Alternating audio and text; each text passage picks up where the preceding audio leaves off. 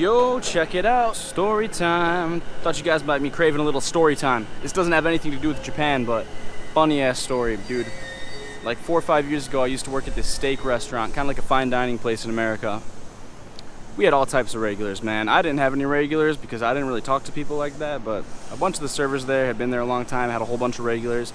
There was this family, a husband and a wife, middle-aged, got to be in their 40s, and 2 kids that were like 14, 15-year-old, like that age range.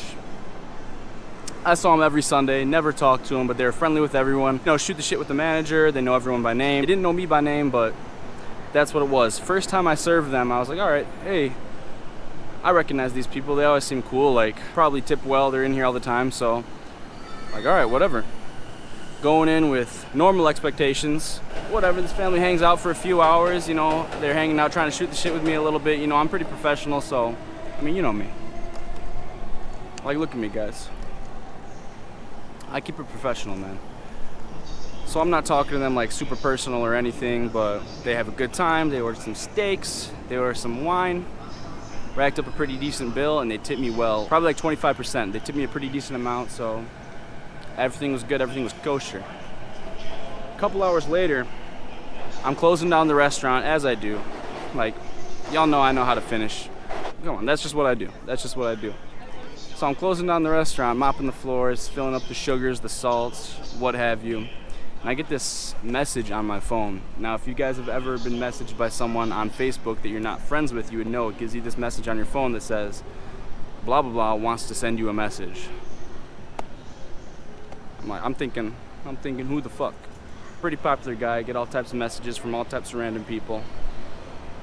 But this lady's name was like Linda something, or what was it? Sarah? I think it was Sarah, actually. It was like, Sarah something wants to send you a message. I'm just like, who the fuck is this? It says, great service tonight. Like, Jesus Christ, someone that was in here Facebook stalked me and found my fucking Facebook profile. I look at the picture, it's this mom of this family. Oh shit. I'm thinking, oh shit, what the fuck does this lady want? How the fuck did she find my Facebook? Dude, I don't have any of my information on my Facebook, especially about my job. My Facebook is mostly private. I don't even have friends from my job, from my workplace, on my Facebook. So I'm thinking, how the fuck did this lady find me? I don't know if I even told her my name, but she definitely could have creeped, definitely could have asked any of my other coworkers. So anyways, she took some time to find me on Facebook, and she just messages me, great service tonight. Now I'm thinking, all right, like, what the fuck, this is weird. What should I do? So I asked my older coworker who's worked there forever and knows them and has a bunch of regulars and makes really good money. He goes, dude, these are going to be your first regulars. All you got to do is be civil with them, but keep it professional. Just tell them, like, looking forward to see you again, thank you very much, and just have her on her way. I'm like, all right, you know, fair enough, sounds easy enough. I message this lady back and I say exactly what he said. Thank you for coming, I'm looking forward to seeing you, take care. Now what does she say? She goes, how much are you looking forward to seeing me again? Jesus Christ. If we didn't already know which direction this is going in, just from the odd circumstances, and it was around midnight, now we really know what direction this is going in. So I'm like, Jesus fucking Christ. Here we go. Obviously I don't respond because that's creepy. And then the messages just start bing, bing, bing. Messages start flowing, bro. Sorry if I scared you. The truth is, I was just really attracted to you and thought you were super cute. I've been looking for a young, in-shape guy to do things with. By the way, I might have to stop messaging you soon because I don't want my husband finding out. I have to keep this discreet. Even if I don't proceed on anything, which I mean, I'm not going to, but even if I didn't proceed, dude, who fucking knows what her husband could hear or find out, what he's gonna think of me. These people are in there at the restaurant every single motherfucking week. What if he just finds me and is pissed off at, like, hey, you're the young guy that my wife wants to fuck, and tries to, like, stab me with a steak knife or something. Like, thinking, this shit is not good. I'm just gonna block this bitch. But then she sends me a message that changes everything. She says, I can send some nude photos if you'd like, and you can maybe see what I'm offering. I mean, so now I'm thinking, no, I'm just kidding. I'm not thinking anything. I'm immediately like, fuck that. Fuck that, no way. But I'd be lying if I said I didn't have some slight part of me that wanted to see what was going on under there. I wanted to see what those milk puppies were saying. But I was showing the cooks the messages, and I was like, yo, like, check this out. And they were all like, no mames, way. You know, like, dude, if you ever worked in a restaurant, the back of the house crew is so bro, you'll never meet someone hornier than the back of the house crew at a restaurant. Swear to God. So they were all like, no mames, way, go away. Go away. Kohei is like, fucker, way, fucker. Dude, I should have gotten funds. I should have asked them all to give me like each $1. All the cooks should have given me each $1. I would have asked for the nudes for her, but you know, I didn't even message her back because even if I would have said like fuck off, I'm afraid I would have gotten into some type of situation that I didn't want to be in, right? So long story short, this lady continues to come in with her family. The nerve of this lady, dude, the fucking nerve of this lady. She came in with her teenage kids every week until I quit that job like 2 years later, with her husband.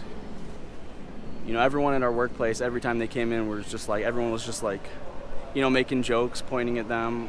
All the cooks were like calling me all types of weird names and like trying to get me to go flirt with her. Like, everyone's like making up conspiracies about like what's going on. Is that a cuckold situation? Did she really need to be discreet about her husband? You know, I was saying it's not a cuckold situation because, you know, she's saying she needs to be discreet. She doesn't want her husband finding out. But some of my older coworkers who have been around the block a little bit were telling me that that is exactly why it is a cuckold situation, because it's part of the role play that they say like, oh, I don't want my husband to find out. Oh my God, what happens if he's gonna find out? Like, that apparently gets them going. So I mean, I don't know what the fuck to think. Fast forward like 2 years. Of course, all of my buddies, everyone I know in the world knows this story and knows what this lady looks like because it was fucking hilarious, and I sent her picture to like everybody because you're gonna send me some weird shit like that, like of course I'm gonna send it to people. So like 2 years later, my buddy sends me screenshots of this Bumble profile that he matched with, and it's this fucking lady. Plot twist. Her bio has written on it, looking for a young, in-shape man to do things to me while my husband watches. So this entire time, it was a cuckold situation, dude. That whole, I need to be discreet, I don't want my husband finding out, that whole shit was a fucking role play. So now I'm trying to figure out, how would they have gone about that if she kept up this role play the entire time, and say I did want to take her to Pound Town? What would they have done if I actually showed up at the house and I'm clapping cheeks? Is the husband just going to be there watching? Is he going to be hiding in the closet spraying Go-Gurt on the walls? Like, so I don't know, man. It's a lot to think about. A lot to think about, and one of life's deepest questions. Why my friend had his Bumble profile settings to nearly 50 years of age, I couldn't tell you, but I'm not going to judge, man. Different strokes for different folks, you know what I'm saying? As I hope you guys can enjoy that story. Maybe you're in a similar situation. Maybe you guys go about it a different way. Maybe you guys will take the offer to clap some mama cheeks. And if you do, let me know how it works out. Maybe I fucked up, man. Maybe it was an experience that I'll never get again and I missed out on a genuine rush, but right now I don't feel like I regret it, so I'm doing all right. But hey, man, I'm still young. Maybe I'll be on my deathbed and this will be one of those things that just hits me, you know? Fuck, I wish I would have smashed that old mom that used to come into my restaurant and was overweight and creepy and weird. But I digress. I'm in Japan, living my best life. Peace out, motherfuckers.